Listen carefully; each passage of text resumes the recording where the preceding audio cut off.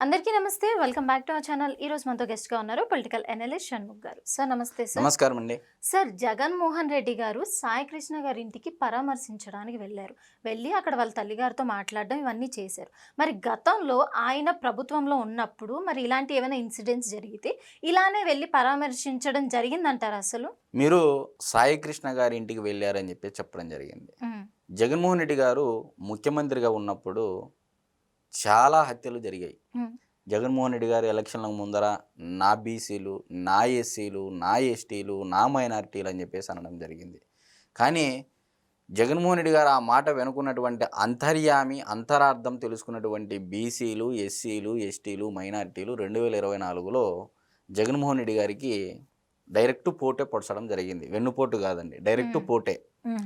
So మరి వెళ్ళినటువంటి జగన్మోహన్ రెడ్డి గారు ప్రెస్ మీట్ పెట్టి చిన్న పిల్లాడు, వయసు పిల్లోడు, మంచో చెడో తప్పులు చేస్తూ ఉంటారు అని చెప్పేసి ఎటువంటి వ్యక్తి గురించి ఆయన పరామర్శ చేస్తూ ఉన్నాడు అంటే మర్డర్లు, అత్యాచారాలు, ఫోక్సో కేసులు, కిడ్నాప్ కేసులు, హ్మ్. దాదాపు 25 ఏళ్ళ వయసు ఉన్నటువంటి వ్యక్తి పైన 23 కేసులు ఉన్నాయి అంటే ఇప్పుడు సరే వచ్చి పరామర్శ చేస్తే ఓకే, కానీ ఆయన రాకముందే ఆ వ్యక్తికి కులము రంగు అంటించేసి ఇది కులాలకు ఆపాదించి ఇది కులం ఇష్యూగా మార్చేటువంటి ప్రయత్నం జగన్మోహన్ రెడ్డి గారి యొక్క పార్టీ చేసిందనేది నిన్నటి నుంచి ప్రజల్లో విపరీతంగా జరుగుతున్నటువంటి చర్చ. మరి నేను ప్రధానంగా కొన్ని ప్రశ్నలు అంటే జగన్మోహన్ రెడ్డి గారిని అడగాలని చెప్పేసి అనుకుంటున్నాను. అందులో భాగంగా జగన్మోహన్ రెడ్డి గారు ఇంటికి రావాలి అంటే దోపిడీలు, మానభంగాలు, మర్డర్లు, గంజాయి అమ్మాలా లేకపోతే ఇవన్నీ జరగాల అని చెప్పేసి నేను మీడియా ముఖంగా అడుగుతా ఉన్నా. మరి జగన్మోహన్ రెడ్డి గారు ముఖ్యమంత్రిగా ఉన్నప్పుడు దళిత బిడ్డ డాక్టర్ సుధాకర్ గారిని హింసించి చంపించినప్పుడు ఆ తల్లిని ఎందుకు ఓదార్చలేదు జగన్ గారు అని చెప్పేసి నేను అడుగుతా ఉన్నా.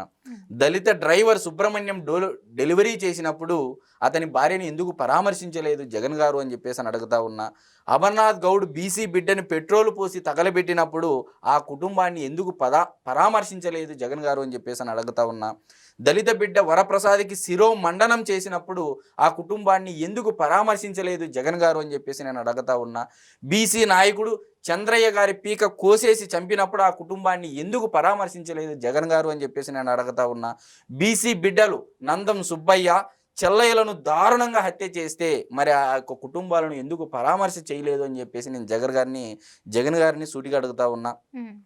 కర్నూలు జిల్లాలో మీ వైసీపీ పార్టీ నేతల వల్ల ముస్లిం కుటుంబం మొత్తం, సద్దాం గారి యొక్క కుటుంబం మొత్తం రైలు ట్రాక్ పైన పడుకొని రైలు కింద పడి చనిపోయినటువంటి పరిస్థితి మనం అందరం చూసాము. మరి ఆ కుటుంబాన్ని, ఆ యొక్క బంధువులను ఎందుకు పరామర్శించలేదు జగన్ గారు అని చెప్పేసి నేను అడుగుతా ఉన్నా. మరి ఇన్ని జరిగాయి. ఇందులో బీసీలు ఉన్నారు, ఎస్సీలు ఉన్నారు, దళితులు ఉన్నారు, మరి మైనారిటీలు ఉండడం జరిగింది. మరి గతంలో జగన్మోహన్ రెడ్డి గారు ముఖ్యమంత్రిగా ఉన్నప్పుడు నా బీసీలు, నా ఎస్సీలు, నా ఎస్టీలు, నా మైనార్టీలు మొత్తం లిస్టు చూస్తే దాదాపు 400 మందికి పైగా హత్య గావింపబడ్డారు ఆయన హయాంలోనే అని చెప్పేసి ప్రజలందరికీ నేను తెలియజేస్తా ఉన్నా.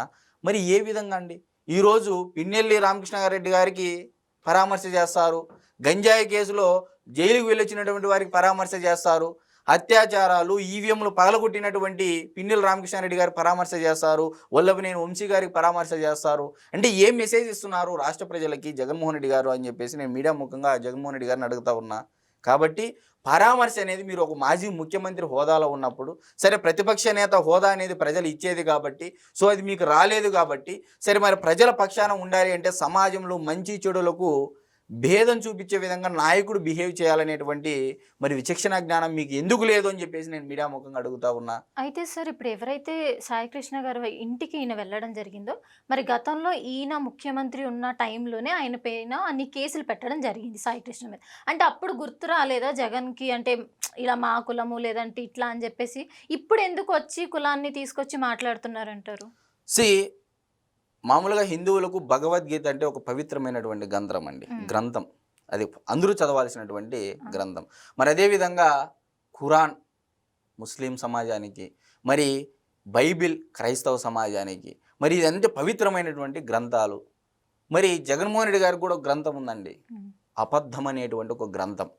మరి ఈ అబద్ధం పుస్తకంలో ఆయన తిరగేసే పేజీలు ఎన్నో అబద్ధాలు, ఎన్నో మాయమాటలు, ఎన్నో చెప్పారు ప్రజలకి. మరి ముద్దులు పెట్టారు, వచ్చిన తర్వాత పిడుగుదులు గుద్దారు. మరి ఇదే ఈయన ముఖ్యమంత్రిగా ఉన్నప్పుడు ఇందాక పైన చెప్పినటువంటి ఇన్సిడెంట్స్ అన్నీ జరిగాయి. మరి ఏ ఒక్క కుటుంబానికైనా వెళ్ళి పరామర్శ చేశారా? గతంలో తెలుగుదేశం పార్టీ కానీ, జనసేన పార్టీ కానీ ఎవరికైనా హత్య గావింపబడ్డప్పుడు దానికి కులం రంగు పూసి చెప్పడం జరిగిందా? ఎందుకు ఇలా చేస్తున్నారు అని చెప్పేసి జగన్మోహన్ రెడ్డి గారి ప్రభుత్వాన్ని నిలదీయడం జరిగింది.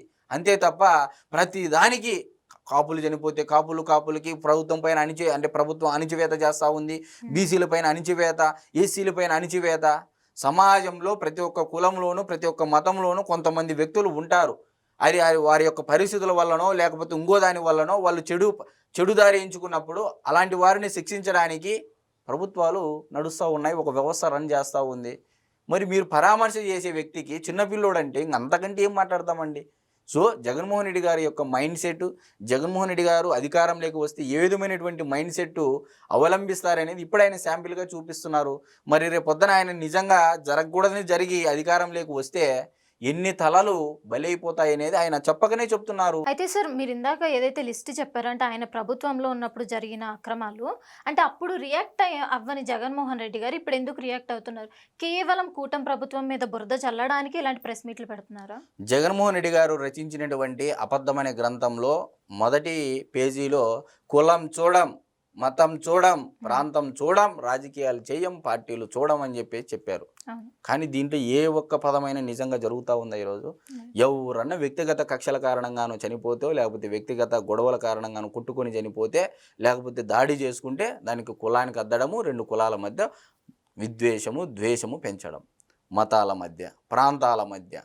జగన్మోహన్ రెడ్డి గారు ముఖ్యమంత్రిగా ఉన్నప్పుడు ఇవన్నీ ఏవి జరగవు.